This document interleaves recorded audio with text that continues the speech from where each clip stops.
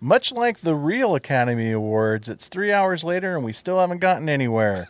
It's part 2 of the Killer Podcast Awards, where we count down our top 5, that's right, our top 5 favorite horror movies of 2025 on this episode of Attack of the Killer Podcast. Attention planet Earth and beyond. Stay tuned for Attack of the Killer Podcast. Attack of the Killer Podcast. Attack of the Killer Podcast. Attack of the Killer Podcast. That's time for the show. Yay. What? And the Best Fluffer Award goes to... Oh, hi. Welcome to part 2 of Attack of the Killer Podcast, the Killer Podcast Awards. I'm your host with the moist... Sorry, that was a typo. Or was it? Is this the AVNs? Oh, wow. I'm Insane Mike, and we are down to the top 5 horror films of 2025. The world is dying with anticipation. Woohoo! And as Matthew Lillard once said, I'm so excited I could shit. Was that in Five Nights at Freddy's? Serial Mom. That was a recent watch not too long ago. Anyway, Attack of the Killer Podcast are a group of trained professional horror movie podcasters who have spent years painstakingly examining all the horror films of 2025, Clockwork Orange style, to determine the best of the best horror films of 2025. These are the only films that matter. We are so excited to talk about them that we may get carried away and talk about spoilers, so proceed with caution. Attack of the Killer Podcast Awards is brought to you by the letter F and the letter U. It's also brought to you by the fine people, much like yourselves, called the Attackers. Attackers are part of the Attack of the Killer Podcast family and help keep the show going through generous donations through our Patreon. You too can become an attacker and help support the show by going to jointheattackers.com. There you can pick the tier that best suits you to get all kinds of killer content. One such thing you can get is like our bonus episodes. You can listen to the bonus episodes on their regular release days, which is the opposite weeks of the regular show, or watch it live as we record it. That way you can see our beautiful faces and also be part of the show by leaving comments in the chat, and we will read them during the show. Our upcoming bonus episode, we're going to be talking about the 2025 films that didn't make our top 10. That's right, our honorable mentions. Another thing people can get by becoming an attacker is shout-outs on the show, like these amazing people. Timothy Lenner, Roman Doppelfeld, Larry Watanabe, Brett J. Royer, Jessica Irish, Chris Cook, Brian Godsell, Stefan Sitter, Brandy Moore, Andrew Mahler, Rod Hutchinson, Carmen DeHague, Abraham Ariano, Andrew Bentler, Casey Kelderman, Tony Miller, Mike Clayton, Rose Talashoma, Abe Kirshner, Lisa Cavalier, Holly Berg, Bill Fisher, Greg Dedrick, Sam Lenz, Garth Jacobson, Brett White, Tiffany DeWeese, Scott Reebsman, Chris Collins, and Jacob McLaughlin. You too can be on that list, and you can also get even more cool bonus stuff from us. All you have to do is go to jointheattackers.com. I want my money back, by the way. Come on. Why? Because I didn't say the whole word Yeah, that that's time, or the right. whole name that time. God damn it. Run low. All right, enough of those shenanigans. It's time to introduce you to the podcast crew. He and this other guy won the award for Best Neckwear. It was a tie. Brian. Yeah. I don't know how to tie one of those. Hello, everyone. He thought the award for Best Pasta Dish was fixed by Anthony. It was a rigatoni. Jason. Pasta. Hey, thanks everybody for coming back to finish this off. This episode. So back to the Thank you. AVNs. Okay. He won an award where they hand out rings instead of trophies. On one hand, he gets to wear this really cool fancy ring. On the other hand, he doesn't. Tad. I am Lord of the Rings. Thanks for listening. And lastly, our very special guest, the winner of the best guest of Attack of the Killer podcast for the month of December. He's a bubble boy. He's a podcaster. He's our friend, Rod Hutchinson. Hey, everybody. Hey, welcome back. Yeah. Woohoo! 2 in a row. Not many get to do I that. know. No. No, I'm so thrilled and honored. Jason doesn't even get to do I that. know. Here we go, folks. The top 10. Or top 5 Okay, whoa. of the top 10. Whoa, I didn't want to restart that. Yeah. Having flashbacks. Jason forgot to hit record. Oh, no. Oh, no. That's not funny. That's not funny. I have nightmares about that shit. Are we going to recap or just move on? Oh, we can. I don't know. I don't know what we're doing here. Who knows? It's like we've never done this before. I know. Our 14th year of doing this. Oh, gosh. That's a lot to recap. So number 10. Just what? listen. Just listen to the. All right, previous thank you. episode. There you go. Okay. So Thank you, Tess. now it's number 5 time. We're doing number 5, guys. Whoa. Tad, start us off. Well, I will preface this. Don't get too excited because my top 5 have all been mentioned already, I believe. Oh, snap. Oh, wow. So number 5 is one that Rod had on his list. It is The Monkey. Yes. Yeah. Oz Perkins, I love this guy. He's putting out movies at a neck break speed. We have 2 movies this year already, and this one was definitely in my bag. I loved the very bleak, dark humor of it. I loved the gore. I loved the insanity of it. It was so much fun in the theater, laughing and screaming and watching it with a full crowd.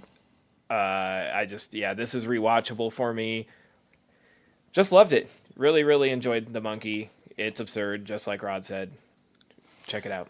Love I that thought you were going to monkey. say it's absurd, just like Rod. Yeah. Well, yeah. Well, Not too far off.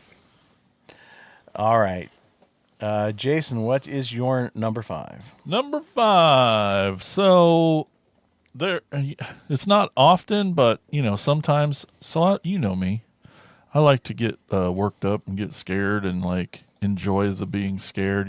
Taking me to a haunted house. Those are the best. Like I probably scream more before we even go in than most kids do. It's true. Guys, Um, if you've never done the haunted house with Jason, Oh, jeez. it's highly recommended. It's a date for next year. All right.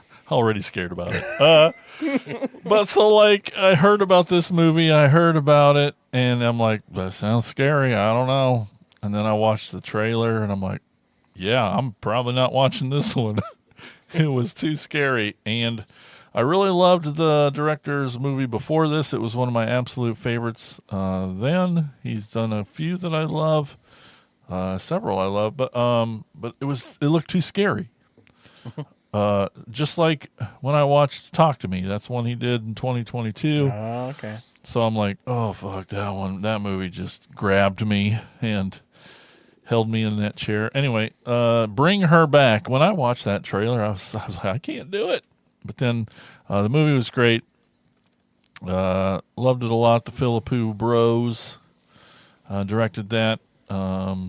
I think this was, it was on Brian's list too. That was my number 10.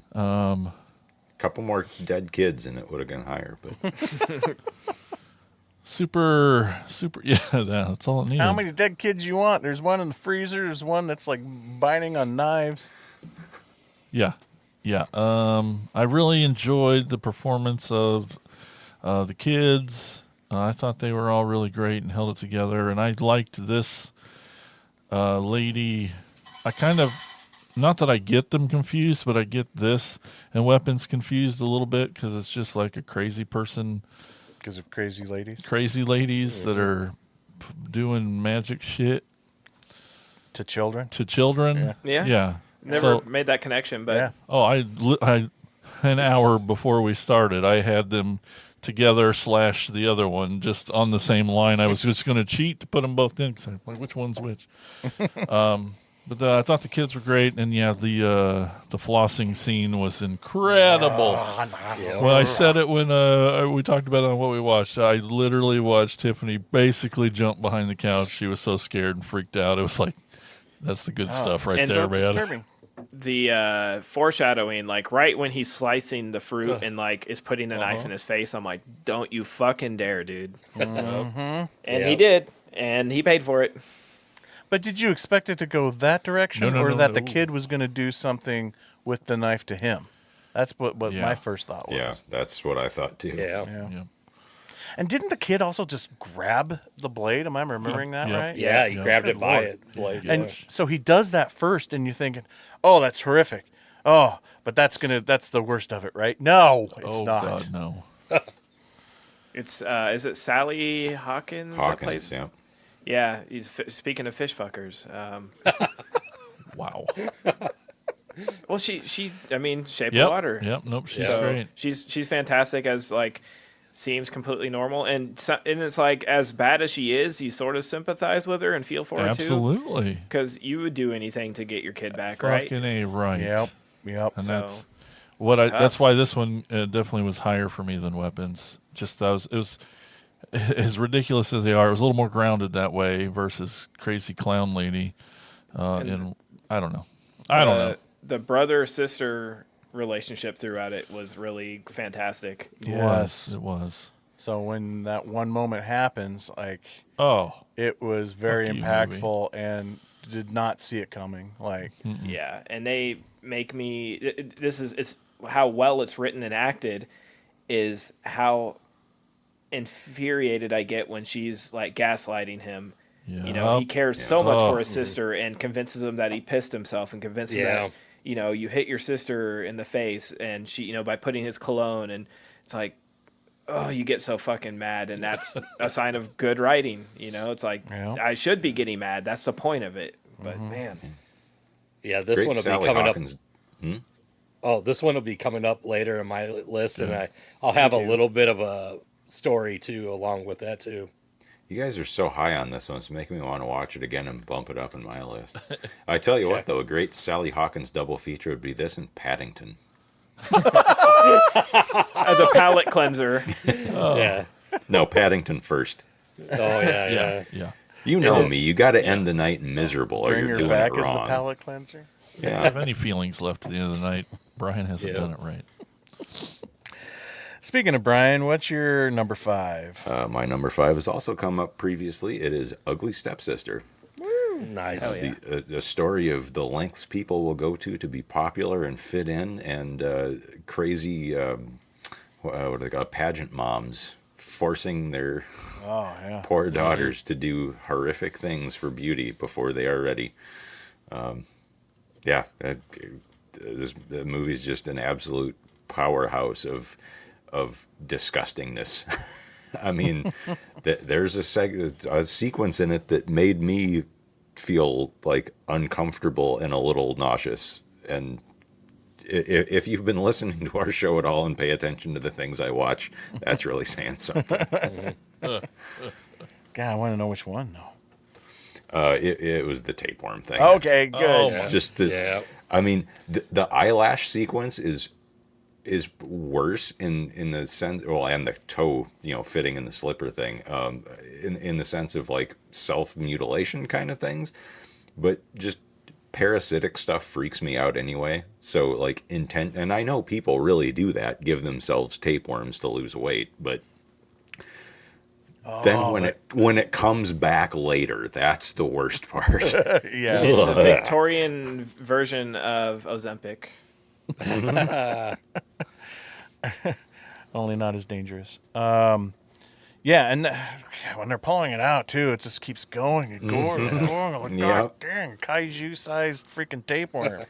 Well, if you don't get it all out, you got to start all over I again. know, that's what I was worried about too. Is like, oh, that fucker's gonna snap, and then Okay. Rod, what's your number 5? Well, fitting that Tad took mine from earlier, I've taken his, I believe it was his 10, The Surrender. And Nice. yeah, I watched this and I remember Tad was asking about it, and he said something about, Rod, why haven't you mentioned this? And I was like, I don't know. And then I was thinking about it the whole time, and because it was not on my list. And then I thought about it more, and I was like, whoa, yeah, you know what? This has got to make my list. And it got pretty high. And one part is because my parents, they like to rotate who goes to the ER.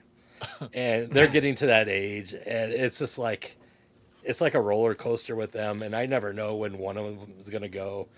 And that's how I felt for this girl, this woman that, watching her father die and, having to sit there with him is kind of emotional. Yeah. You just sort of like sit in their dread, Yeah. and then it takes the horror turn. Yeah. Oh, yeah. Yeah. But All right. Cool. Okay. My number 5. Hey, Jason, guess what? What? It's also Bring Her Back. Yeah. Our lists are in synkies. I know. One of the things that really impressed me about this movie is that it wasn't Talk to Me, because I did not like Talk to Me. Holy fuck, it blew me away. No, Talk to Me felt way too like I've seen this 1,000 times. And this one was not that at all. It kept me guessing. It kept me like surprising me throughout the whole thing. The fact that you're trying to put this together, and then there's a supernatural element to it. And even when they introduce the supernatural element, I'm still skeptical. I'm like, nah, this is just a crazy lady, right? So I think this was leaps and bounds above Talk to Me. And yeah, it's number 5. Heck yeah. Okay. Number 4, Jason, start us off. Number 4, oh man, another wonderful opportunity to see this in the theater. It's one of, if not, it's the goriest one on my list. Trying to think of what else to say for. I just loved it. Great sense of humor, great soundtrack, great freaking gore. Osgood Perkins, the monkey. That funky monkey. I was Man. worried I would be the only one with this on the list because people seem to really fucking hate Osgood Perkins. But What? I'll be honest, I'm not the biggest fan of his stuff, but I love the monkey.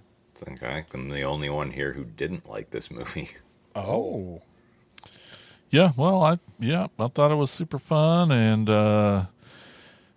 quirky, which I think is part of his stuff too. I love the voiceover stuff. But just those Rube situations, Rube Goldberg. those moments where you know it's coming, or don't know it's coming, like the shotgun in the closet, just out of nowhere. Just hey, look at my and it's the most amount of blood you've ever seen. Yeah, I don't know. We Tiff and I had a lot of fun watching this, and again, watching horror with her is always great because it's she's still not new, but reacts differently. She still has feelings left, and I've seen everything now because of you guys. But Say, would you like some recommendations? nope, I could take no, care of no, that? I'm not trying. I'm not chasing the dragon anymore. So that's what you guys do. But plus, this is one of 2 movies where the main actor did double role. Was it James Theo, or is that his first name? yes, Theo James. Theo James. Okay, yeah, he played him 2 brothers, just like in Sinner. So, And if I'm going to say something nice about this movie, I will say, and you brought it up just a minute ago about the voiceover, I don't think I've ever heard anyone just like reading, like I want audiobooks of Stephen King's done by him. Like he delivers King's dialogue like it sounds in my head when I'm reading one of his books. Like that was probably the best part of it for me. Elijah That and the Wood's death in joke this. at the end. Yeah, Elijah Wood's in this. Adam Scott's in this. I thought to me it had a very, very big John dies at the end vibe. Maybe it was the voiceover stuff. I don't know. Yeah, it could be, yeah. But it had a very similar feel to it, but just like with way more money and blood. I was an idiot. It took me like I think later that night after we saw it at the theater that I realized that Adam Scott was the father. Like that was a whole setup. I was like waiting for that to come back into play in the movie, and it was right over my head. The monkey to me is like the Final Destination franchise, but only where there is hope of a resolution. Like Final Destination, that has always been my problem with it. Is like, how do you fight death? You can't. But you can fight this little toy monkey and maybe come out unscathed, maybe not, but at least there is some possibility of hope. I assume this one's on yours just because it's so there's so much comedy in it. Maybe you're just gonna have to Stay wait and tuned. find out. Brian, what's your number 4? Frankenstein. Yeah. Yeah. So you're asking last time around about it being close to the book, and this is not my favorite version of Frankenstein story on film. That's still going to be the Hammer movies, and taken as a series, especially minus the one that doesn't have Peter Cushing. But this is the best one that is attempting to be a faithful adaptation of the book. Now, if it was just a one-to-one translation, that would be dull. There are changes you're going to have to make it a movie instead of a book, and B, to make it your own. And Del Toro is not someone who is just going to remake someone else's story without putting his touches into it, right? Sure. And so there's a lot of, and daddy issues are baked into the story to begin with, but they're much like with Companion, and to a lesser extent, just because the movies don't have much intellectual depth, the Megan movies, there's a lot of consideration into just when you create something. It's about AI, which in all the interviews he's always ends them with, "Oh, and fuck AI," which yes, absolutely. But Jacob Elordi, I heard a lot of people say they were questioning the choice of having him. I didn't know the fuck he was, so I had no preconceived notion, and I thought he was great. Oscar Isaac is fantastic in it. All just across the board, all the performances are great. I didn't even catch that Mia Goth also played the mom until after Me neither. we watched it. Of course, she barely, the mom is hardly in it, so you don't have a lot. Had she been a more prominent part of the story, I probably would have figured it out. There were definitely some things I didn't love. There was the CGI was largely bad, especially the wolves. They made me think that was my problem. Did you guys ever see what the fuck is that movie with Dennis Quaid, the shitty disaster movie, The Day After Tomorrow? Dances with Wolves. Fuck off. Oh, the one with Jake Gyllenhaal. Yeah. Day After Tomorrow. Yeah. It made me think of the wolves in that. And I didn't love that he was Hulk strong. The fact that he just pushed the ship out of the ice at the end, yes, the monster is going to be stronger, but he isn't fucking Thor. That just seems silly to me. But Yeah, Thor has a those are hammer, minor so quibbles. What's that? So Thor has a hammer, so yeah. Yeah. What about the regenerative powers? Was that part of the book? I haven't read it. I honestly don't remember. Like I said last time, I have read it, but it has been a very, very long time. I did see a lot of people complaining about oh, why is the monster hot? Well, he's that's part of the book.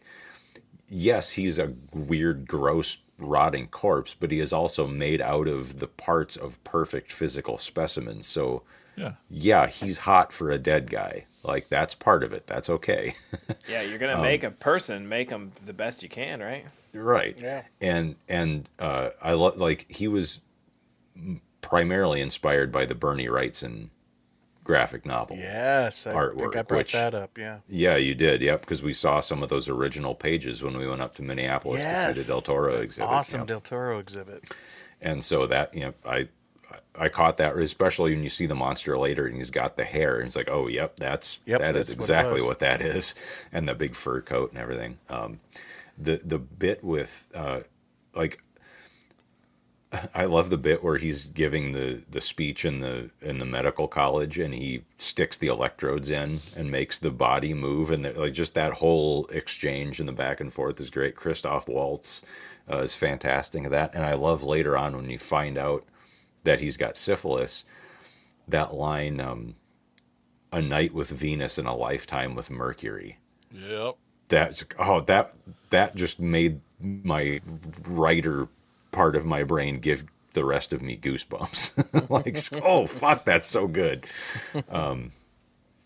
Yeah. So, but I think the monster story was the better part of it. Especially the bit where he makes friends with David Bradley as the old blind man, which gets brought back up in one of my least favorite Universal monster movies, The Bride of Frankenstein. But yeah, over. So, like I said, there are in a 2.5 hour long passion project. There are obviously going to be a few stumbling blocks for some people, and that's perfectly fine. But yeah, overall, it's a great achievement. I think in the broad scope of things, if I had any complaints, it's just Del Toro has been thinking about this for so long. It's like he tried to get every single thing he has spent his entire lifetime thinking about this story into one movie, both visually and conceptually and in the story. And at times it's just a bit too much. Like it could have had a little sharper focus. But I mean, like I said, any complaints I have about it are pretty minimal. Overall, it is a spectacular achievement and a very good movie. Yeah, this one didn't make my list, didn't make my honorable mentions.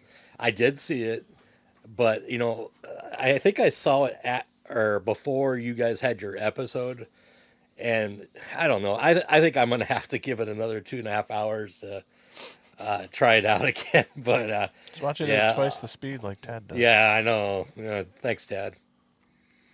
Pro tip. Glad I can help. It's like Frankenspeed, right?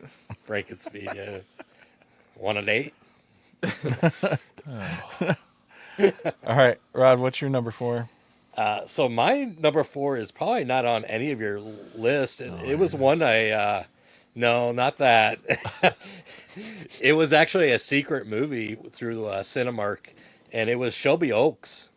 And this one was pretty, man, it was like found footage to begin with, because it's about a woman whose sister was part of a ghost hunter like vlog kind of deal, and went missing with the crew. And so you see the found footage, and then it's a mystery, and then it becomes supernatural towards the end, and with this town called Shelby Oaks. And I definitely highly recommend at least seeing this.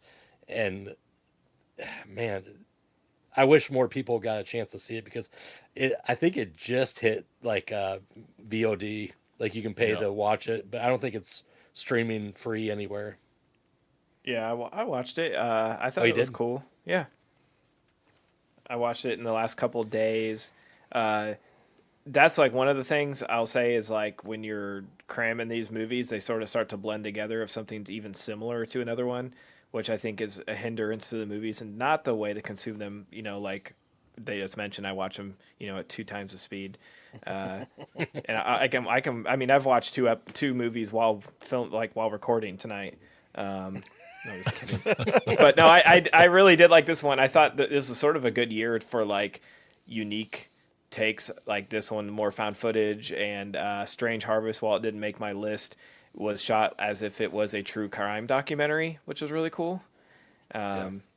Cool takes on it. And I thought Shelby Oaks was really cool. I did not know anything about it. It came to our theater and I looked it up, and people were like, something about, like, it was like some people were loving it and hyping it up, and then you had the other people who were like, this movie's overrated, it sucks. I'm like, I don't know how. I'm just trying to go into this and see how it is, and I liked it. Yeah, it didn't make my list, but it was cool.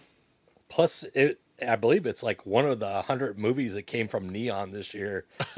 So yeah. They've taken over A24 for like the cool indie horror stuff. So yeah. Tad, what's your number 4? My number 4 is one that has been mentioned, and I was really teetering on putting this up so high, but it was just so good. It's The Long Walk. Yeah. God damn, if you can make a movie this compelling and it's just a group of kids walking down a road for the entire length, and you can somehow fit Judy Greer in there for like 30 seconds, and Yeah. it makes you want to cry. Like I love that every kid is like, man, just the casting was fantastic. You have like every stereotypical kid in there, you know, the mouthy one, the scared one, the nerdy one, the everyday, the poor kid who had no, you know, but it's like everybody did such a knockout job. They had to, because if you had a weak link, it would have really stood out. And I just got so emotionally invested in this movie that, and it's devastating. It's not quite the Mist on the ending, but you get so attached to these kids, good and bad, like all of them, and Yeah. you put yourself in those shoes, and it's like, what would you do? I would never sign up for it in the first place because I'm too much of a coward. But once you start going, it's like, fuck, like there's literally no stopping. So really good, fantastic stuff. I love, like I said, that we get like Stephen King walking and Stephen King running in two very different movies, but really cool to see like that side of Stephen King, not just Pennywise and, you know, throwing out a remake of Firestarter, which was terrible, but we're getting like the deep stuff that's not necessarily straight horror. Yeah, or The effects emotional driven, you know, Yeah. it's a little more like Shawshank, you know, just the real life. Here it is. Yeah, I recommended this to a few people that I know aren't like huge horror people, but like I think they would that like that, you know, Try Shawshank to style fuck 'em of up. Yeah. or Stand By Me, you know, like that side of King. Yeah. But I couldn't. I tried to almost talk myself out of it because I'm like, is it horror? But God, is there anything more horrific than like if you slow down? It's like Speed with Keanu, but you know you're on your feet, and that scene where they're walking up the hill, I didn't even think about that. Like you know, right away Nikki's like, you know, how are they going to poop? How are they going to do this? And then we see that, but then you get to that hill and you have to, and it's like well into the walk that they have to like almost run up this hill to keep Their at 3. speed. Yeah. Holy shit, man. Man, I'm bummed I haven't seen this yet. Probably would have made my list if I did. But what did make my list Oh, number at 4. number 4, this is probably going to be a shocker for you It's guys. shocker. Because It's it's shocker, yeah. Because I've been historically famous for hating on this franchise. But number 4, Final Destination What? Bloodlines. In your top 5. Yes. Hell yeah. Dude, I freaking loved it. I don't know that's what else great. I could say that I didn't say earlier, but you know, it was like fun kills. There was some, you know, good humor, some of the best characters out of this entire franchise. And, you know, again, you know, the Tony Todd scene, it's just like beautiful. It's like perfect. And I love, again, how I feel like this really rejuvenized the franchise. Because one of the big things about, like, you get that opening scene in every single one, which was the premonition of what is about to come. And this one is also like the first time where they pretty much stop the whole thing from happening in the first place. And I thought that was amazing, but yet at the same time, those threads started to happen anyway with like the glass cracking and everything. So it was going to happen regardless. So we know it was still a premonition, but they avoided basically the event. And you never see that. You always see, you know, it's these group of people that just, the small group of people that avoid it, and the event still happens. And because of that, now you have like this giant chain of people who are now on death's hit list, which is what makes the whole franchise fit into place, because all of it is like tree branches off of this one incident. And I just think that was just genius. So, yeah, Final Destination. A Final Destination movie makes my top 10. Awesome. These are strange times. I know. I really teetered on that one because I had a blast. I saw that and Sinners at the drive-in back to back. Oh, fun. And, but I was just like, I talked myself out of it because I'm like, what is this, the 6th Final Destination? Yeah, And I I'm think like, so. why did I do that? Like, it deserves to be on the list too. It's a good problem to have, I guess. But I'm Yeah. like, can I put a 6th movie in a franchise on here? It's fantastic. So Absolutely. It made John Waters' top 10. I of saw the year. that. Yeah. He loves this franchise. Awesome. I'm not surprised. It makes sense. Number 3. Here we go. Brian, what is your number 3? It's one that I'm kind of surprised hasn't come up yet, so I'm guessing it's going to be higher on at least somebody else's list. I rewatched it just a couple of weeks ago, just to make sure, and I honestly liked it even more on the second watch. It's Robert Eggers' Nosferatu. Yeah. Oh my god, like, it's crazy that 2 of the best movies of the year are new versions of stories that are over 100 years old and are still being told in interesting new ways by people who were inspired by them despite being generations removed from when they first came out. They're like, there's very little I can pick on in this movie. I mean, people complain about Lily. Is it Depp Rose or Rose Depp? Rose Depp. Rose Depp. I thought she was fantastic in it. Her, especially in the bits where she's having the seizures, like, she contorts herself in such creepy ways. Kick-ass guy is probably the weak point because he's the weak point in everything he's in. But luckily he's not a big part of it. Willem Dafoe is great as I can never fucking remember his name. Yeah, it's okay. I don't either. And I actually Aaron like Taylor Joy. Aaron Taylor. Something? That's Or- Anya Taylor Joy, I think. Oh, is who- yeah. Oh, that's the better one. Yeah. Aaron Taylor Johnson, is that Johnson. right? Yeah, Something yeah, like yeah. Yeah, there. Why are we? It doesn't matter. He's the worst part of the thing. Again, more dead kids in the top 5. You see Orlok draining 2 children and hurling their corpses aside as they're drained husks. Bill Skarsgård as Orlok is great. The first chunk of the movie where God, I keep wanting to call him Jonathan Harker, and that's not his name in this. That's the name in the Dracula version. But Nicholas Hoult, the realtor, is going to sign the contracts with Orlok in the castle, and he travels into the Carpathian Mountains and meets the creepy weirdo villagers, and then goes across the Borgo Pass in the haunted carriage, and that. Speaking of which, there's an old silent movie called I think it's The Phantom Stagecoach, which that scene where the carriage is standing there backlit and the door opens on its own, that's from that. It's another one of those, like, if you get it, you get the reference, and if not, it doesn't matter. It's just a cool image.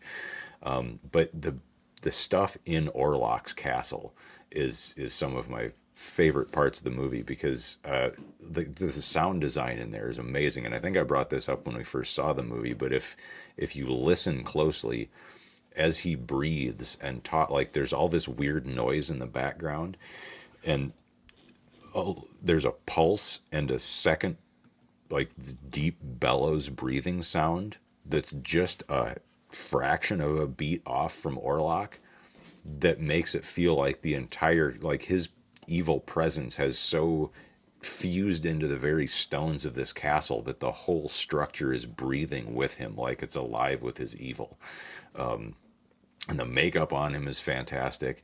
I love the extra added element that it's not just some random Francis Ford Coppola, I've crossed oceans of time to blah blah fucking whatever, that she is also a psychic and calls out because she's just this miserable kid who has no friends, and just is calling out for anyone to hear her and understand her, and what she touches is this ancient evil that latches onto her because of this extra power that she has that most people don't. And that really made me think of easily the greatest series of vampire books ever written. If you say Twilight Tad, I'm gonna fucking kill you. It's Brian Lumley's Necroscope series, because especially the first 2 books of that, there is a vampire named Fëdor Ferenczi who is dead and in the ground, but he's reaching out and is communicating with several of the characters through psychic powers, and they just call him the old thing in the earth. And that, I don't know if Eggers was specifically influenced by that. I'd love to ask him if he's read the Necroscope books and if that was a callback to that or not. But either way, it's a very cool, just adds a bit of almost like a cosmic horror element to the thing. But yeah, it's pure atmosphere. It's beautiful. It's creepy. It's dreary and dreadful. And fuck, I love this movie. Me too. Well, this isn't going to be the end for Robert Eggers with the Universal Monsters, because I know, coming in Werewolf. Yeah, next year, yeah. Yep. With the same cast, basically. I'll be there opening day. Christmas Day. Yeah, I was gonna say that's why it didn't make my list, because I saw it like at Christmas. I saw it last year, so Yeah. After we recorded last year's. So, Yep. Yeah, that's I counted it because we always say, like, if something comes out right, I had to barely look. across It's the finish line. Yeah. January 2nd for mine is when I watched it on my birthday. Yeah. All right, Rod, what's your number 3? So my number 3 was my number 1. Like when it came out, I just thought it was the greatest thing ever. But Sinners, Yeah. I just love this. I mean, yeah, I do agree with you guys. It dragged on a bit at the beginning, but I think you needed the story to build it up, and Sure. the whole Irish, vampire demon, whatever. It's just, it was so much fun, especially the dance scene and everything like that. So yeah, Sinners, my top 3 have actually been locked in all year long since I've seen them. So, but yeah. Nice. Excellent. Okay, Tad, what's your number 3? my number 3 is Bring Her Back. Yes. Devastating. Not much else to say about this one. I saw it in a theater by myself. And I went home and Nikki's like, "How was it?" And I'm like, "I don't know if you want to watch it." And we rewatched it in October. She wasn't quite as devastated as I was, but I remember like going into a late night screening and I was the only person in the theater, and then when I left, they were like, I was the last person leaving the theater, so all the employees were like waiting in the hallway for me to leave.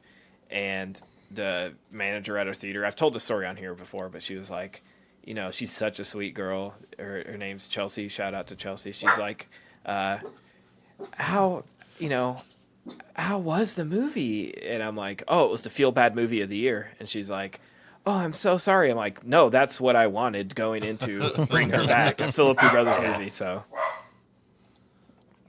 Shout out. Yeah. Shout out. To Gomez. Yeah. Thanks, Gomez. Gomez is watching it right now. He's freaking out. Yeah. Yeah, that movie, fucked me up. But I can't wait to see what the Philippou brothers do. I know they're doing a hardcore wrestling documentary next, but I want to see like what those guys are like lunatics. Have you seen any of their podcasts? They're just like No. two insane ADHD guys. They cannot like focus on the podcast. It's insane. So absolutely love them. Can't wait to see what else they do. 2 for 2 for me. So Excellent. Jason, what do you have for number 3? My number 3 hasn't been talked about yet. Oh. Ooh. A lot of people didn't like it, and that's too bad. I loved it a lot, obviously. It was directed by one of my absolute favorite modern directors, Lee Winnell, and I'm talking about Wolfman. Oh, okay. I did enjoy it. Me too. That's good. It Well, no, I sadly mean, I came know nowhere you guys. close to the top Oh, yeah. 10, but I still enjoyed it. So I'm interested to hear why this one ranks so high for you. Oh, I just love the way they did it. They made it, more of a disease or whatever than instead of I love That's the the way. angle I liked about it a lot too. I thought the performances were awesome. It was great seeing Julia Gardner in another movie in the top 10s.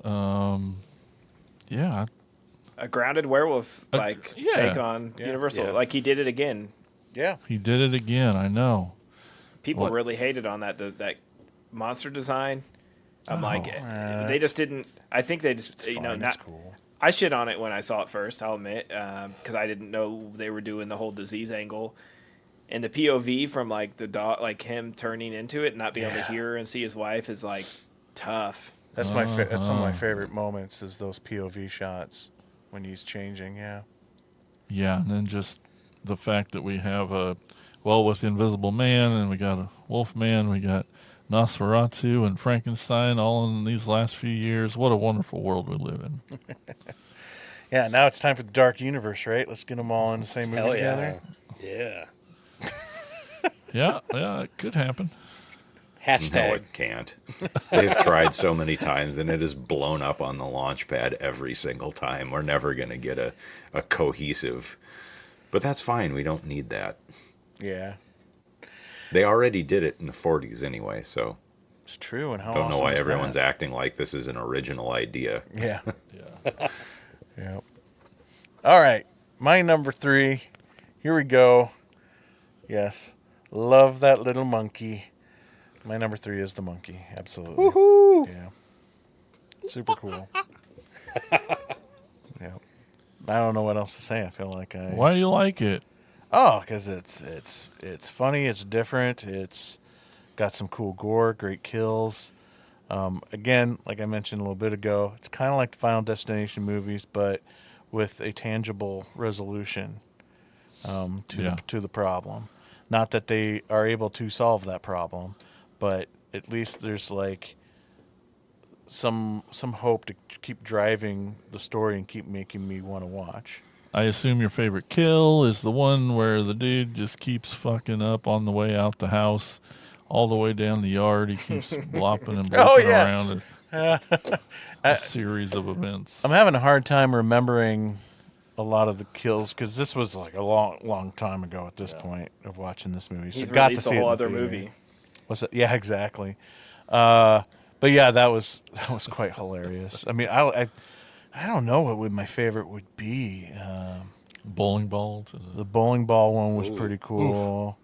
I can tell you my least. The electrified swimming That pool was is my probably my favorite. favorite. Yeah, Jumps in the pool and explodes. the shotgun in the closet. I think I mentioned this when we first talked about it a long time ago on what we watched, or did we do it on an episode? I don't remember. But regardless, that how fragile the human body is in this movie. We're just basically a meat sacks inside Ziploc baggies because he's burst at the most simplest of pressure. I just thought it was a chef's kiss at the end, though, with the white horse, the guy riding on the white horse, symbolizing death. See, that's And- one of those moments that I had to sit with for a little bit because it's so off-putting at first. Like, where the hell is this coming from? And then after the fact, I'm like, oh, actually, that's quite awesome. I really loved it. And I had a hilarious, mess to too. Gerard and ask. I was like, "What was that?" I missed it, and everybody's like, "You're a moron." I'm like, I am a moron, but I just didn't get the symbolism. It was too on the nose for me, I guess. Yeah. Yeah. Monkey's great. Now we're on to number 2. Though. Number 2. What the hell? Ouch. Yeah. Kind of want to. I don't want this to end, so I kind of want to draw it out. So, Rod, Okay. what's your number 2? Okay, of course, my number 2's been brought up. I got to see this as a secret screening. It's Bring Her Back. And my story on this one is that since it's a secret screening, nobody knows what it's going to be. And this is like a half full theater. And as I'm watching, I'm counting how many people are walking out. Oh, And there nice. there was 9 people that walked out of that movie. And one of them goes like, fuck no. And I was like, oh, wow, man. Let me guess. Was it the knife scene? Yeah. And some left at the counter scene. And yeah, this one, I actually went to see this a second time only because when me and Godzilla were recording a live salute the shorts, and my power went out, and I said, "Fuck this shit!" And I went to the theater and I went to watch this with like maybe 4 other people I want there. to keep and feeling bad. yeah, screw this. That little yeah. that little boy that's possessed or whatever. First of all, he was amazing, but just his transition throughout the whole thing and the makeup and everything was just so cool. You know, right? Especially like towards the end where he's in the swimming pool and you know he's got the big old pop belly. It looks like me if I'm on a day at the beach, but it's just so disturbing. And You're just like at the very beginning when you first see him, you're like, what the fuck's he gonna do to the cat? Yeah. Yeah, Oh, yeah. Well, at the beginning of the secret screening, the Filippo brothers, is that what they are, brothers? Actually, I don't know Yep. if we know. Oh, Yeah, they Yeah. did a little screening at the beginning to let you know what you're going to see. And nobody walked out then because they had no clue who it was. Like, who are these crazy Australian brothers? Yeah. But Jeez. it was awesome. geez, Brian, it's so far down on your list. Yeah, Brian. I don't know, God, man. you know, Like I said, there were It's on his there were list. some That's- things yeah, that I but felt it- like it was missing for me, but I still liked it. Just kidding. all right, Tad, what's your You number? didn't have Nosferatu on yours, jerk. Since I guess it could be in your top 2. Yeah, we don't know, do we? I'm looking at his list. No, I'm just kidding. I'm not. Tad, what's your number 2? Man, this is a tough one because he's number 1 and number 2 flip flopped a lot, like constantly, and they can flip right now. No, Commit. number 2, I know I feel bad. I feel guilty, like even putting this at number 2 because goddamn, it possibly is the best movie of the year. But Sinners, Nice. gosh, like I saw like a post on Facebook today while I was scrolling through, and it was like the cinematography of Sinners, and just had some of the best shots of like the skylines, and you know, and I'm like, God damn, that is a beautiful movie. Maybe I should move it back up to number 1 because it sat at number 1 for a long time and went back and forth. But like I said, I saw this with Final Destination at the drive-in, and it was really cool to see it at a drive-in. A lot of fun. And this was even after everybody had already, it was like a week after it came out, and everybody was like, this is the movie, best movie of the last 100 years. It changed everything. And I'm like, okay, like I'm trying to keep my expectations in check, and went and saw it. I'm like, okay, they're right. This is fantastic. Yeah. And of course, then I heard the other side of it where people are like, it's just Black from Dusk Till Dawn. I'm like, shut the fuck up. Oh. Yeah. I'm hoping this is like gets to all the awards it deserves. It's getting lots of praise and at least, you know, some knobs for the Oscars, but just great stuff. And like you guys, we had all talked about already and mentioned, the cameo at the very end is really cool. And it's Buddy Guy, right? Yep. Yep. And I loved like seeing an interview with him, and they're like, you know, what convinced you to be in like a horror movie? And he's like, if there's any way I can get the blues into like the mainstream, no matter what, I will always say yes. And he's like, you know, he's like, I don't even really know what the movie's about, but they told me it's like a horror movie, whatever. And he's like, and they said they were using some of my music and it was filled with blues, and that's what I want that out in the world. And I'm like, Aw. that's so cool. Like Yeah. he's like 90 something, you know, and but just a cool concept, cool movie, kick ass. Can't wait to see. I was gonna say can't wait to see what he does next, but I think he's doing Black Panther 3. So yeah, And, Yeah. which is a damn shame because it's just, you know, Yep. in those movies, his job is to tell people or to stand in front of the green screen. I want to see it Right. do more of these movies that are his vision. Yeah. And yeah, obviously there are parallels to From Dusk Till Dawn, but also the movie's about the importance of music and where are you going to get Yes. a concentrated group of people that can, you know, be the foils for the vampires and have music. Obviously it's going to be a juke joint in that time period. Like it's only superficially the same thing as From Dusk Till Dawn, and to write it off as that is so reductive. Like that's missing the point 101. Like fucking Yep. go back to kindergarten. Jesus Christ. Yeah. yeah, miss way over your head. Like you just missed the whole message of the movie. But yeah, Yeah, there's so much more going on in it than From Dusk Till Dawn that it completely surpasses it. However, I believe it was on IMDb trivia, that he said From Dusk Till Dawn was an influence on this film. So, it's not completely wrong, but yes, it's very much its own movie beyond the basics of From Dusk Till Dawn. I mean, even kind of structurally, though, it kind of is, because it's a long time before we get to the vampires.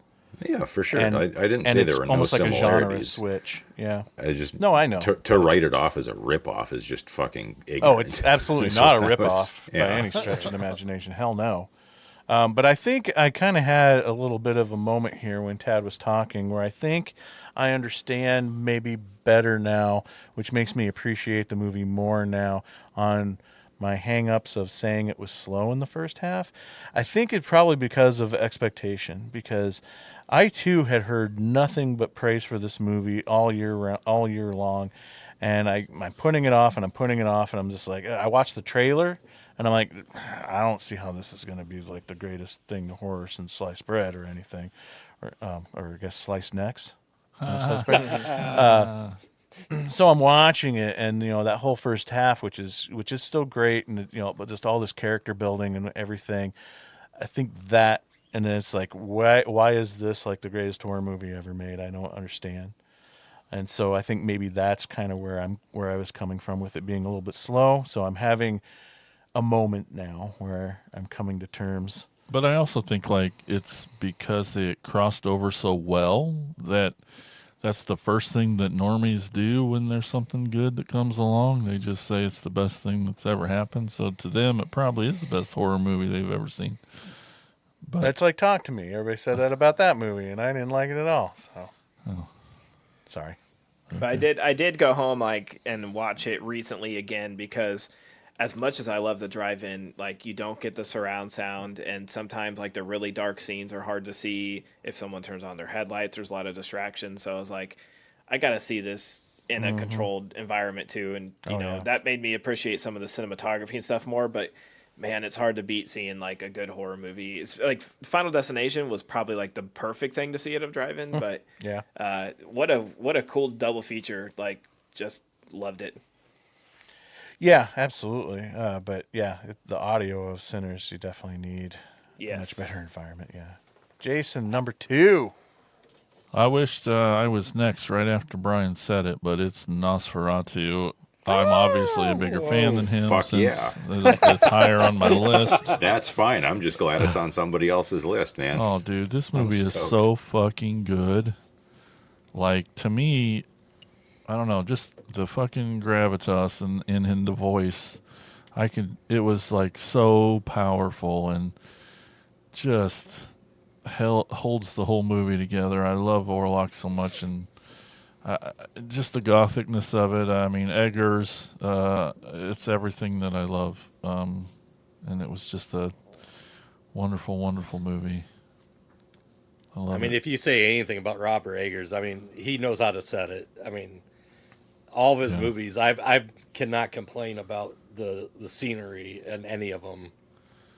Oh no, it's beautifully shot. Spot on. And I love what he said about he never wants to make a movie set in modern times, because he just he kind of is speaking to me. It's I hate technology and I don't want to make a movie with cell phones in it. That's all bullshit. That's why all my movies are old timey things. Yeah, I think I'm gonna like everything this guy makes. Yeah, his attention to detail. And, yeah. To be fair, Rob Zombie said the same thing. So Well, but then he made 31, so I think he might have said it when he was talking about that, because someone's like, why are all your movies take place in the 70s? He's like, because I don't want my characters to have a cell phone to get out of a situation. well, but that's more just a writer having to write around an easy out thing as opposed to anyway. Doesn't matter. Nosferatu. Jason, talk about Nosferatu. Nosferatu, man. Rob Zombie, anyways. Yeah, I still haven't gotten around to Nosferatu. I know. Whoa. I know. It's a period piece. It's a Slow period piece. You're going to love it. yeah. Yeah. I might, and it's just hard for me to pull the Band-Aid sometimes when I know those things. Anyway, Brian, what's your number 2? My number 2 is Weapons. Ah, Yeah, man, Benedict Wong doing the creepy run with Jesus his eyes all fuck, blown out. that's nightmares. Oh, Nightmares. Yeah, I mean, I think I said pretty much everything I needed to say about it when it came up earlier. But yeah, I fucking love this movie. And it would have been my number one if not for my number one, which probably isn't going to be much of a surprise when we get to it. But yeah, Weapons rules. And yeah, I didn't realize there was a Zach Kreger movie I was missing. Did you say it was The House? Yeah, just it's That new was- this year too. It was Oh, on that our just list. came. Okay, that's why. I It has missed it. that Okay. comedian guy that. You know, Saturday Night honestly, Live I guy. think, but it's another Pete horror Davidson. movie. Okay. Oh, okay. Yeah, I don't have any beef yeah. with him really. Especially like I really enjoyed Bodies, and I thought I was gonna fucking hate it, but I wound up laughing my ass off at the end of that one. I starting to think we need more comedy dudes making serious I think horror so, movies. Like, yeah. Yep. what in like 2028 when we're doing this and Tim Robinson has his first fucked up horror movie out, it's probably going to be in my top 10 even though Hell I yeah. can't stand his comedy. But But that's the thing. I've said it for years that comedy and horror go well together because structurally yeah, it's all about the timing. it's all about the timing. And so, of course, comedians are going to be able to, good comedians anyway, would be able to tell good horror stories. So what's this other movie you talk about, Jason? The Home. Is this something he produced or something? The Pete Davidson one. Oh, what does that have Where to you- do with Zach Kreger's? Oh, it came up when I was looking at his stuff. I wonder if he produced it or something. Oh, so it's not one he directed. I'm getting there. I couldn't imagine he couldn't have made two Oh no, movies it wasn't a directing. well, then it doesn't count. Oh, never mind. I'll delete all that. All right. So, my number I- two. What? I was just excited. I was like, ooh, another Zach Kreger. Yeah, movie. you know, you had me all wound up and now I'm just Still going to could have to be go good. watch some more 70s movies to make up for it. What's your number two? My number two. Any guesses? Anybody want to try to guess? No. Because I like to think it might be a surprise, but I guess we'll find Yeah, out. I don't know. My number two is Frankenstein. Oh, okay. Yeah. Yeah, again, I got to say it. It's a period piece, and it's 2.5 hours long, and I am enthralled and entertained for the entire 2.5 hours, and actually don't even want it to end, then you did something right. Yep. Yeah, mic drop on that one, I guess. Mic drop. Haha, I got it. Eh.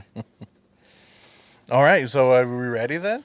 Oh my lord. Oh my God! Yeah. Number one time? Number I just one. need a breath. Yep. 1 second. Okay.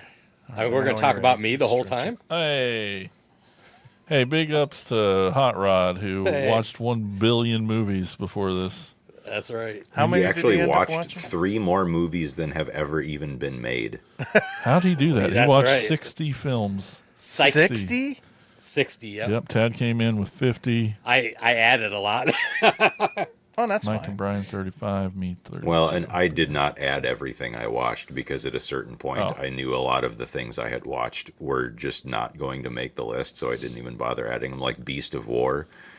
It's a new Australian movie that's Oh, I only love that. available to pay for rent, but it's a shark attack movie, World War II shark attack movie where a boat gets sunk. It's basically like I saw the poster. It looked cool. yeah, I mean it's all practical effects shark. It looks great, but yeah, it was just it basically if you that would make a great double feature with Monster Island.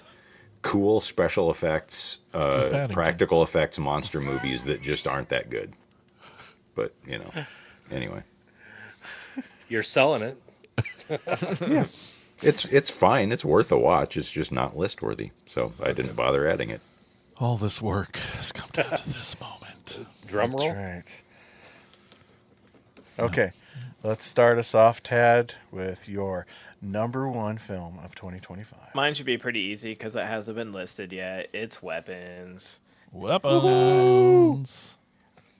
And I sort of, I'll admit, like I have a little bit of a crush on Zach Kreger because I've met him and I love Whitest Kids You Know. We went and saw them live in Des Moines a million years ago when Trevor was still alive, and loved the little nods to. He made a little tribute to Trevor in the movie when he's serving the meal with like what is it, seven hot dogs to the gay couple. They're like eating. If you haven't seen the sketch from Whitest Kids You Know, you'd be like, this means nothing, but it's a fun little nod to those fans who've been around forever. And I wasn't sure what to expect with this, and I'm like, how is he going to follow up Barbarian? Because now he's really fucked. Because like he's Jordan Peeled himself, and he's like, he's never going to live up to the hype of what's next. But he's just going to back up the truck to whatever film studio offers him the most. And because I think for this, like every studio was bidding on the rights just to pay him to write this movie, sight unseen. Like literally, It was like they're all just like, we don't get to see the screenplay. We just get to bid on the amount of money we're paying him to make it ours. And what a good position he's in, because I'm sure this raked in a ton of money, and now he's doing Resident Evil next, I believe. Oh, that's right. Yeah. Mm-hmm. Which I feel so confident that he's going to finally do something decent with that franchise. I'm really scared for it, but I don't have any personal connection to the franchise, the game, any of it, so I'm okay with it. But it's cool that he said like he's never seen any of the other movies. He's only played the game, loves the game. So that's probably for the best, because those movies all suck. They do. Yeah. So, weapons. Crazy fun. We have the weirdest character of the year with, is it Aunt Gladys? I had no idea where the fuck that was going. And when it took that twist, I'll be honest, like the first, like, I was like, oh, really? Like, we're going supernatural? Yeah. But then when it went the other way and, like, they broke the curse and all the kids were released and start running after her, that was, like, the scene of the year, man. So wild, and I loved it, and I was like, I don't know if I'm supposed to be laughing, but I am. Oh, right. I was laughing hysterically, and I haven't left that hard in a theater in years. And like I said, I love Sinners equally as much, but I think just because my personal preference that it made me laugh, it is what put it up number one. Like I'm a horror comedy guy. I love Bring Her Back has no amount of levity, but I do when you can mix in the humor into the movie, then and it's done right. It's so hard to do right, and he's done it that I have to appreciate it. So, absolutely, weapons, awesome. Oh, I can't wait, Jason. What's your number one? I assume also it's been obvious if you've been keeping track at home, as you do. You all write this down. Well, at least Brett will. He'll create a master list of all of these, but. Easily the most amazing and beautiful and wonderful, outstanding, incredible movie of the year. Everything he's done has been my favorite thing. I'm talking about Frankenstein. Woo! I mean, you are a giant Del Toro fan anyway. Yep, I love everything. And I don't know, there's something really awesome. I mentioned it earlier, but my top three is Frankenstein, Nosferatu, and Wolfman. I just feel pretty good about cool, about the monster, and then Monkey, and then Bring Her Back. My top five feels pretty dang good, and just having those monsters, fuck yeah, man, give them to me. And I can watch it again. I was also keeping track. I lost track a little bit, but I think 9 of my 10 movies are over 2 hours long, and big fuck yeah to that. And screw all you guys. And I know I'm just problem with long movies. Oh, I thought everyone in the world does except me. I want them longer. But Frankenstein, gosh dang, it was so fucking good. So beautiful. Mm-hmm. Yeah, just the story. It was so good. I loved it. I loved it so much. Okay, already. I'll see you again. Let somebody else go. Brian, number one. So 2 things. One, my only beef with long movies is they got to have enough to say to be long. Like, you got to earn that length. But as long as you do, that's fine. Yep. 2, I'm really surprised that a fucking VHS sequel made my list and nobody else's. That's bizarre. Oh, I was going to say something about that. But, yeah. Yeah. So I've never made it a secret that I don't like making ranked lists. So this has always been difficult for me. And especially like when I was on the show, the first in my first run of the show, it always felt like I don't know, I guess I'll put this one here and that one, and it's whatever, fine. And number one, I guess, would be this one. But the 2 years we've done these now that I've been back, each of those years, there's been one movie that as soon as I walked out of that theater, I was like, that's it. That's fucking number one. Nothing's going to touch that. Like, even, like, my number two is like a order of magnitude down from that. And last year it was The Substance, and this year it's Sinners. Sinners. Just Nice. that, I mean, and again, we've said all I think that probably we're going to say about it. I don't know what else I can add. It's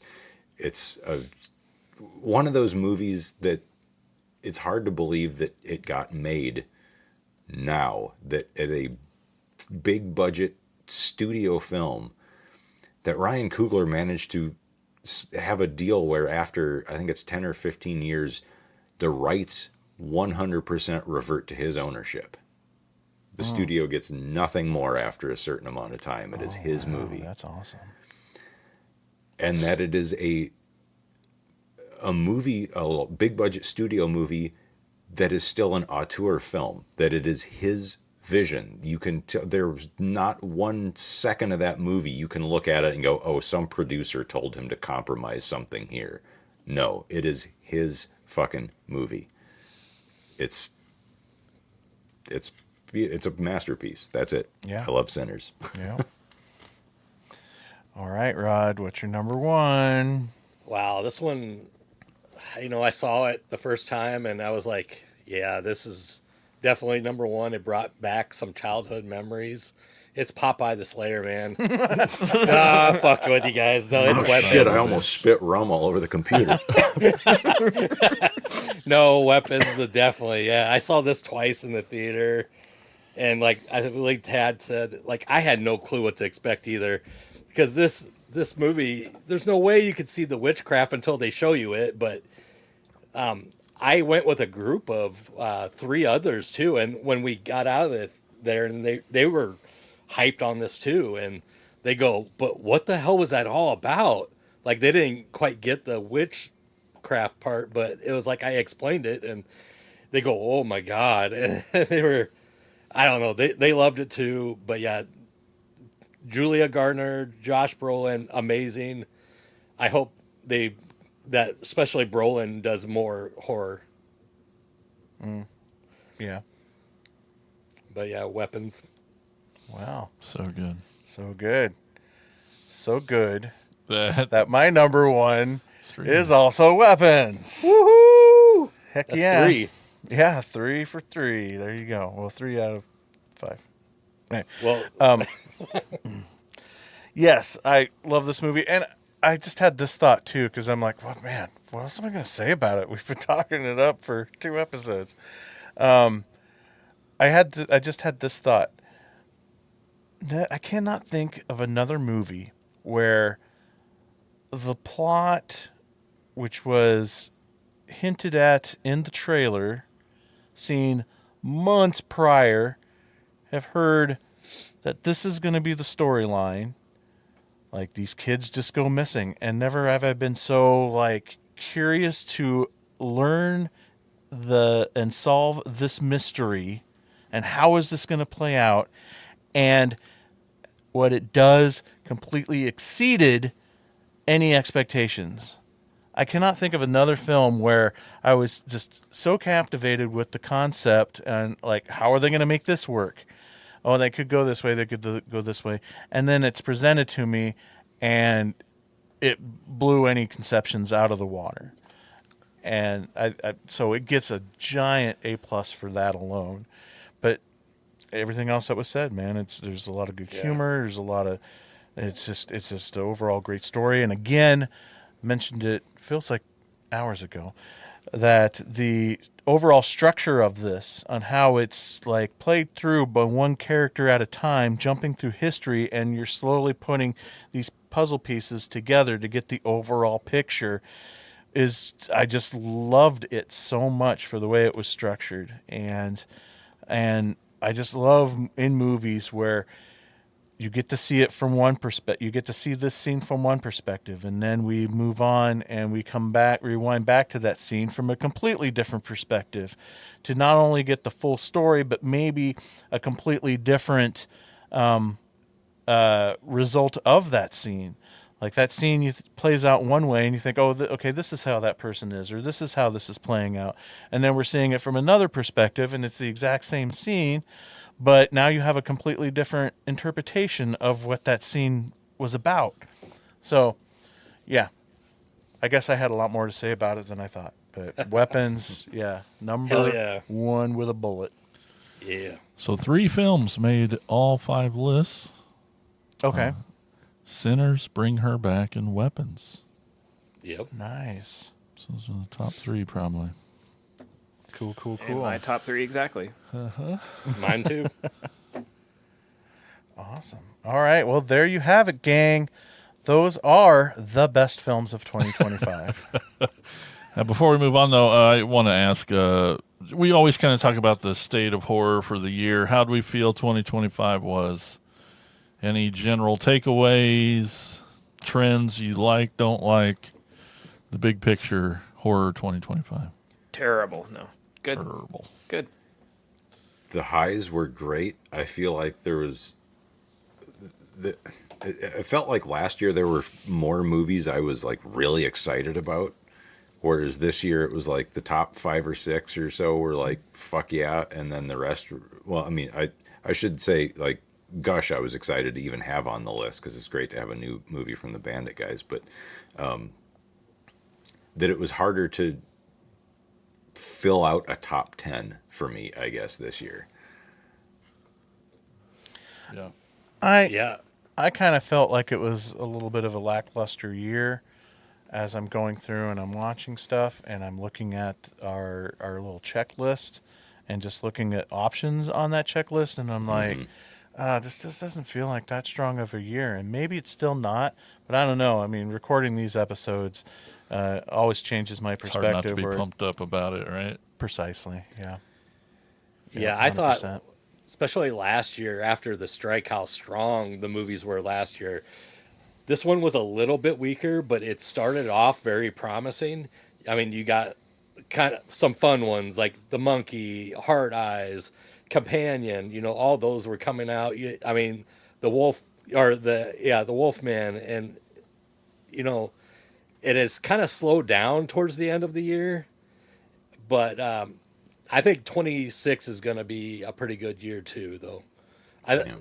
It's going to get better, and this is the one genre that you know, people can complain about it or whatever, but it's fans like us. We just love watching these damn movies, and I will watch almost every single one that comes to the theater now.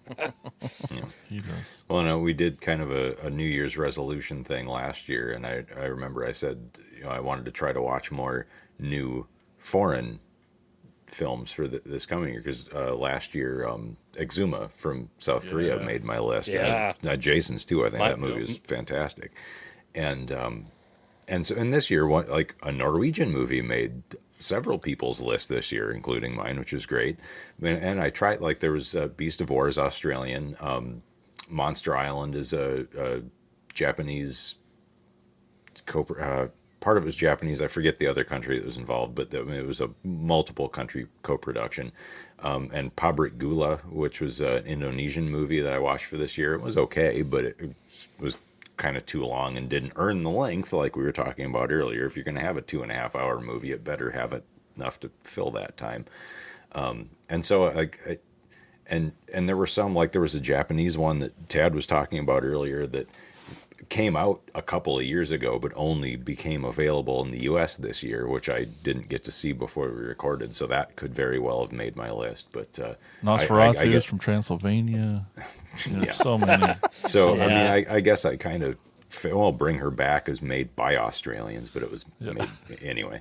But yeah, I didn't quite. And that's on me, not on the movies. Like it was just hard to find the availability for foreign movies coming out this year. They aren't always available in a subtitled format over here. until, there might be some amazing shit that came out this year that we'll only be able to see in 2027, Yeah. Yeah. I'm always happy to see there aren't a ton of sequels on here. It's There true. are some, but there's a couple, lot yeah. of original stuff. There's Yeah. obviously some remakes too, with the Universal guys, but yeah, a pretty good handful of original stuff. Always happy to see that. Some of the trends I was seeing throughout this year, it seems like there was a lot of body horror stuff, especially dealing with body imagery and whatnot. Do you think that was kicked off because of The Substance last year? Made such a huge splash that people are like, oh shit. Part of me says yes, but again, But a That's lot of just that could have been because- in production all at the same time, too. true. Which that always kind of happens serendipity when it comes to Yeah. film trends.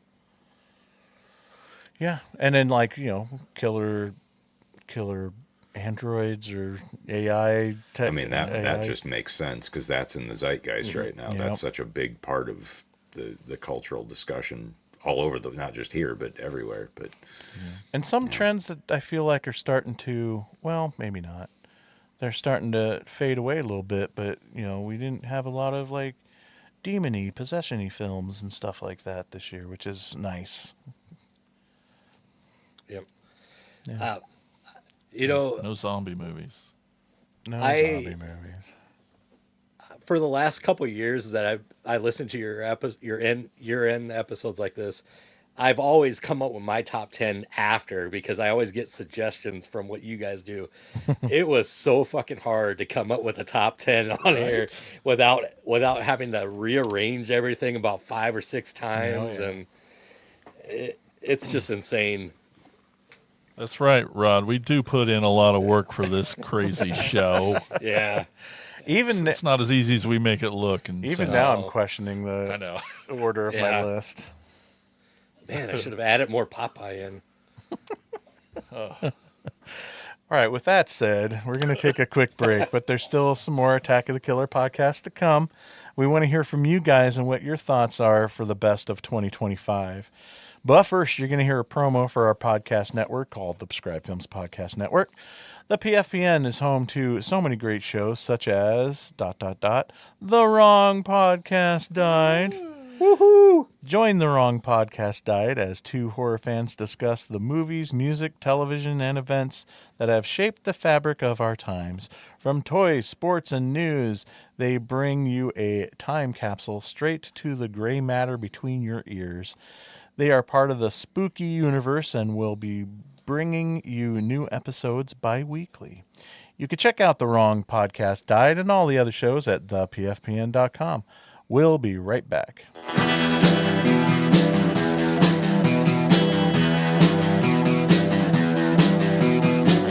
You're listening to the Prescribed Films Podcast Network, home to hundreds of hours of free podcast entertainment.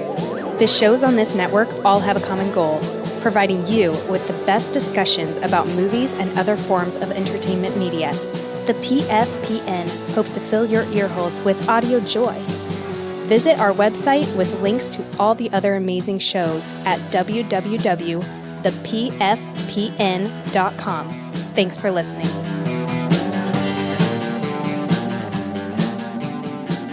Welcome back to the show. And we've just got done sharing our favorites of 2025.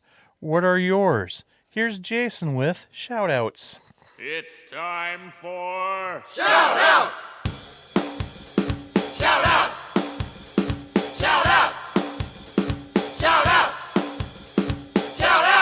All right, we asked, what are your favorite horror movies of 2025? And here is your answers.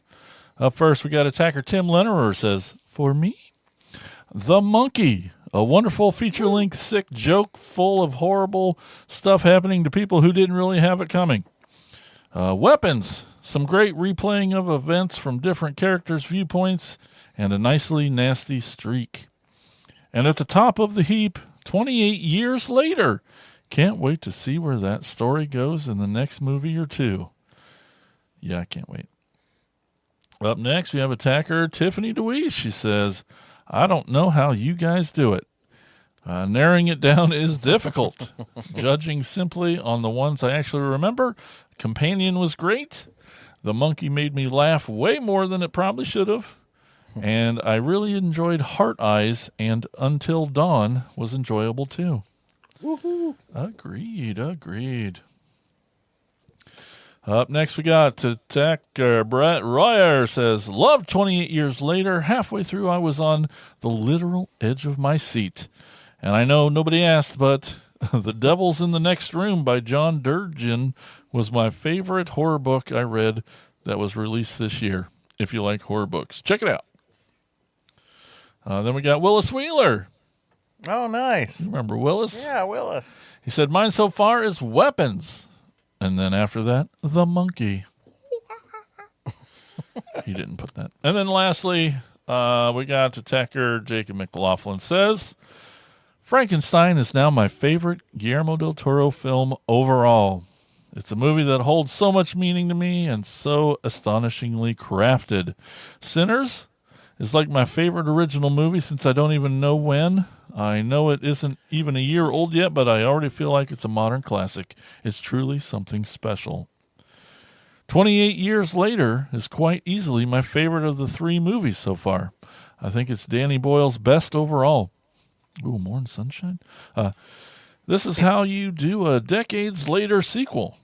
Plus that final stretch when Rafe Fiennes shows up proper is what elevates that already great film into something so beautifully human." And then the zombie asked him to make a cheeseburger. Then he says, "Final Destination Bloodlines was a very welcome return to form for the series. I wasn't big on 5, and the less said about 4, the better.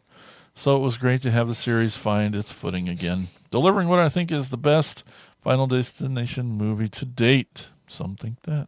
Lots of people think that. I do. "And that final farewell from Tony Todd is perfect." And lastly, he says, "Other favorites include The Monkey, The Ugly Stepsister, and Free Waka." Nice. No voicemails. I know y'all have been watching movies, so we should have left some. You might have time to at some point. But anyway, you can always give us a call, 415-952-6857. That's 415-95-AOTKP. Leave us a voicemail. We'll play it on the show, and that is shout-outs. That does make me wonder, though, for you especially, Jason, on where does Frankenstein land on the list of Del Toro films? Oof, I'm going to have to really study on that Yeah, I one. was going to say, you don't have to answer it now because that's a big question. But recency bias, it's hard not to. Yeah, it's not hard not to put it number one, but yeah, but something to think about. Yeah. I don't know The why two you guys Hellboy are always movies in ranking Pacific shit. Rim are always going to be What was top that? of the heap. I said the two Hellboy movies in Pacific Rim are always going to be top of the heap for me. Yeah, For pretty obvious reasons. I was thinking Hellboy just because that's more my wheelhouse, but yeah, it's definitely difficult. That's for sure because he's all bangers. Pinocchio. That's it. I mean, Pinocchio's awesome, but it doesn't have kaiju, so. Yeah. Right. There's a big whale in it. Does that count? I don't know. I still haven't seen Del That's true. Toro's. Actually, Pinocchio, damn, it but- does. Pinocchio should have got a Jaeger to fight monster anyway. All right, so that's the show, everybody. Hope you had as much fun as we did. Let's give it up for our very special guest, Rod. Woo! Woo-hoo! The Awesome. champion. Awesome having you on the show, man. Not only getting to hang out, but the fact that it was the year-ender, that's just awesome and amazing. So Yeah, thanks for thank you joining us. guys. This is And don't listen to very Clinton honored. Bryan and keep doing those death segments. Okay, yeah. 6 feet under. Yeah, man, no one watches more movies than you, so you are the perfect guest for this show. You earned it. Yeah. Thanks, guys. Appreciate it. Really do. So one more time for the folks at home, where can people find more of you? You can find me through the I Like It Spooky Horror Podcast. You can find us pretty much everywhere. We run the Wrong Podcast episodes opposite Sundays of Spooky, and then we do several different segments like Salute the Shorts. And like I mentioned in the previous episode, we're hoping to have a new segment come out where we spotlight indie artists of any kind of form. So Awesome. That's cool, yeah. Need all the help. Also, people out there, you should guys follow him on Facebook. Are you still doing your movie reviews? Yeah, I've been slacking a little on Rod's Horror Movie Cave, and yeah, I gotta get better at that right now because this is the least amount I've watched. Because 2 years ago it was like over 700. Yeah, I know. But it's like maybe 350 for the year. So, but yeah, 350. I mean, that's a lot of freaking horror movies.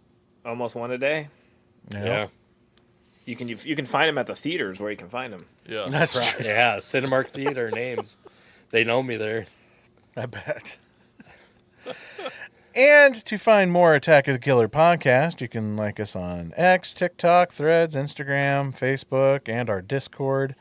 Subscribe to our YouTube channel, where we have just released a ton of film. I'm tired. A ton of videos to you out there in the public. So check them out.